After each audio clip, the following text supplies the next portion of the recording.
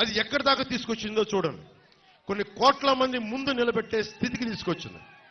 ఈ రోజున చంద్రబాబు గారిని కూడా ఒకటే కోరుకుంటున్నాం, మీరు ఒక పెద్దన్నలాగా మేమందరం కలిసి, మోడీ గారు ఒక పెద్దన్నలాగా అందరం కలిసి ఇక్కడున్న యువత కోసం, ఆడబిడ్డల కోసం, యువకుల కోసం మీ దగ్గర ఏ స్కిల్ ఉంది, మీకు ఏం నేర్చుకోవాలని ఉంది, భవిష్యత్తులో వయోజన విద్యలో ఒక సెపరేట్ స్కిల్స్ ఏమైనా కావాలా, ఇవన్నీ ఒక సెన్సెస్ లాగా తీసుకొని స్కిల్ డెవలప్మెంట్ సెంటర్స్ కనుక ఇక్కడ పెట్టగలిగితే మీకు బోల్డంత ఆదాయం వస్తుంది. మనకు బైబిల్లో ఒక సూక్తి చెప్తారు, చేపని ఇవ్వడం కాదు, చేపని పట్టి ఇవ్వడం నేర్పించుకోమని.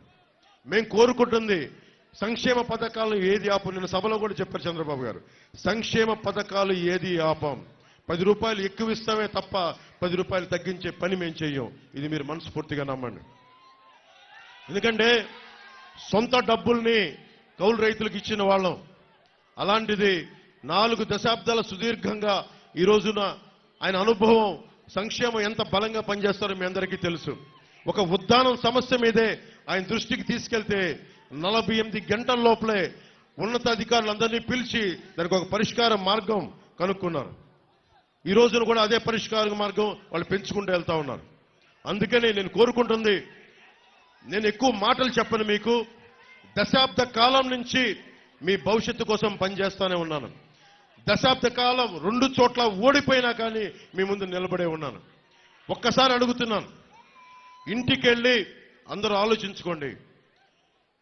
ఆలోచించుకొని కూటమికి ఎందుకు ఓటేయాలంటే, ఒక దౌర్భాగ్య ప్రభుత్వాన్ని చూశారు, దోపిడీ ప్రభుత్వాన్ని చూశారు, కోనసీమ లాంటి పచ్చడి సీమలో కులాల మధ్య కలహాలు పెట్టే ప్రభుత్వాన్ని చూశారు, సొంత మంత్రి ఇంటిని తగలబెట్టించుకునే ప్రభుత్వాన్ని చూశారు. అలా కాకుండా లా అండ్ ఆర్డర్ కోనసీమలో చాలా బలంగా ఉండే బాధ్యత కూటమి ప్రభుత్వం తీసుకుంటుంది. ఎవ్వరు తప్పులు చేసినా ఎవరిని శిక్షలకి అతిథులు కాదు ఎవరు కూడా. అలాంటి భవిష్యత్తులో అలాంటి లా అండ్ ఆర్డర్, బలమైన లా అండ్ ఆర్డర్ ఉండేలాగా, ముఖ్యంగా అన్ని వర్గాలకి న్యాయం జరిగేలాంటి ప్రభుత్వాన్ని తీసుకొస్తామని మీ అందరికీ తెలియజేసుకుంటూ, నాకు ఈ అవకాశాన్ని ఇచ్చిన నా కోనసీమ ఆడపడుచులకి, అన్నదమ్ములకి, ప్రతి ఒక్కరికి ధన్యవాదాలు తెలుపుకుంటూ, గాజు గ్లాస్ గుర్తు మీద గిడ్డి సత్యనారాయణ గారు పోటీ చేస్తా ఉన్నారు. పోలీస్ డిపార్ట్మెంట్లో పనిచేసిన వ్యక్తి, ఆయనకి మన కూటమి తరఫున, జనసేన పార్టీ తరఫు నుంచి గాజు గ్లాస్ మీద పోటీ చేస్తా ఉన్నారు, గుర్తు మీద పోటీ చేస్తారు. వారిని ఘన విజయంతో, బలమైన మెజారిటీతో గెలిపించవలసిందిగా మనస్ఫూర్తిగా కోరుకుంటూ, అలాగే బాలయోగి గారు ఒకటే కోరుకున్నారు, చిరకాల వాంఛ, బ్రిడ్జిలు కలవాలి. మనకి రామచంద్రాపురం నుంచి మన అమలాపురంకి ఇంకా రావాల్సిన బ్రిడ్జిలు ఉన్నాయి, వాటన్ని. అలాగే కోనసీమ వాసులకి రైలు కూత వినిపించాలని తపన అయింది.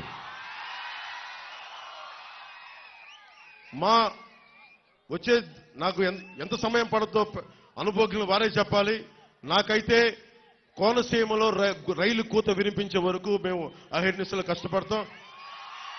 ఏదైతే బాలయోగి గారు కోరుకున్నారో, వారి అబ్బాయి సారథ్యంలో కోనసీమలో రైలు వెళ్లేలాగా, చక్కటి కొబ్బరి పొలాల మధ్య గొప్ప రైల్వే టూరిజం వచ్చేలాగా, ఒక రాజస్థాన్లో ఉండే ఒక ప్యాలెస్ ఆన్ వీల్స్ లాగా, ఒక అద్భుతమైన, ఒక వీణులు విందు చేసే సుందర దృశ్యాలతోటి మధ్యలో కొబ్బరి వనాల మధ్యలో నుంచి రైల్వే వెళ్లేలాగా బాధ్యత మేము తీసుకుంటామని తెలియజేసుకుంటూ, అమలాపురం పార్లమెంట్ అభ్యర్థిగా తెలుగుదేశం సైకిల్ పార్టీ గుర్తు, మనకి సైకిల్ గుర్తు మీద పోటీ చేస్తున్నారు. వారికి మనందరూ బలమైన మెజారిటీ తోటి హరీష్ గారిని, బాలయోగి గారి అబ్బాయి హరీష్ గారిని గెలిపించవలసిందిగా మనస్ఫూర్తిగా కోరుకుంటా ఉన్నాను.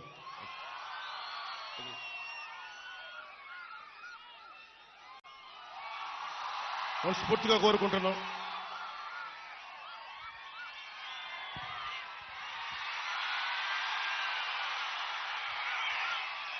ఒక 2 విషయాలు చెప్పి ముగించేస్తాం. ఓటు ట్రాన్స్ఫర్ అనేది చాలా కీలకం. మేము సైజ్ తగ్గించుకున్నాం. నిన్న ఒక CNN ఇంటర్వ్యూలో కూడా చెప్పాను, ఇంత బలం ఉండి ఎందుకు సైజ్ తగ్గించుకున్నాం అంటే, మీరు గెలవాలి, నేను సైజ్ తగ్గించుకున్నాను. మీరు గెలవాలంటే ఓటు చీలకూడదు.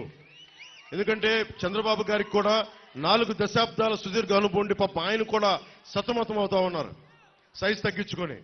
మేమందరం కూడా తగ్గింది మీకోసం మిమ్మల్ని గెలిపించడానికి. ఎక్కడ నెగ్గాలో కాదు, ఎక్కడ తగ్గాలో తెలియాలి. ఈ సూక్తిని మేమందరం పాటించాం. ఇది మీ గెలుపు కోసం. అలాగే ఓట్ ట్రాన్స్ఫర్, ముఖ్యంగా జనసేన మద్దతుదారులకి, జనసేన నాయకులకి అందరికీ దయచేసి విన్నవించుకుంటా ఉన్నాం. మనం పోటీ చేయని చోట ఆ ఓట్ అంతా తెలుగుదేశం పార్టీకి, భారతీయ జనతా పార్టీ మన ఎన్డీఏ కూటమికి వెళ్ళాలి. అది మీరు ఆలోచించుకొని వేయండి. ఎందుకంటే ఇది మీ భవిష్యత్తు, నా ఒక్కడి భవిష్యత్తే కాదు, మీ అందరి భవిష్యత్తు కోసం చేస్తా ఉన్నాం. కోపాలకి తాపాలకి పోకుండా, చిన్నపాటి ఆగ్రహాలకి లోనవ్వకుండా ఆలోచించి ఓటేసి దూర ప్రయోజనాల్ని దృష్టిలో పెట్టుకొని ఓటేయండి. అందుకని దయచేసి జనసేన లేని చోట ఆ ఓటంతా కంపల్సరీగా తెలుగుదేశం పార్టీకి, భారతీయ జనతా పార్టీకి ట్రాన్స్ఫర్ అవ్వాలి. అయితేనే ఈ కూటమి తాలూకు లక్ష్యం నెరవేరుతుంది. ఎందుకంటే తెలుగుదేశం పార్టీకి ఉన్న అనుభవం ఏంటంటే 4 దశాబ్దాల అధికారంలో ఉన్నారు కాబట్టి వారి ఓటు చంద్రబాబు గారు చెప్తే మనకి ట్రాన్స్ఫర్ అవుతా ఉంది. అలాగే జనసేన పార్టీ మద్దతుదారులకు కూడా మీ ఓటు ఖచ్చితంగా ట్రాన్స్ఫర్ అవ్వాలని మనస్ఫూర్తిగా నేను అభ్యర్థిస్తున్నాను. మనస్ఫూర్తిగా మీకు తెలియజేసుకుంటూ, మీ అందరికీ కూటమి ప్రభుత్వం వస్తుంది. తెలుగుదేశం, జనసేన, భారతీయ జనతా పార్టీ ఎన్డీఏ ప్రభుత్వాన్ని స్థాపిస్తున్నాం. జగన్ని ఇక్కడి నుంచి తన్ని తగలేస్తున్నాం.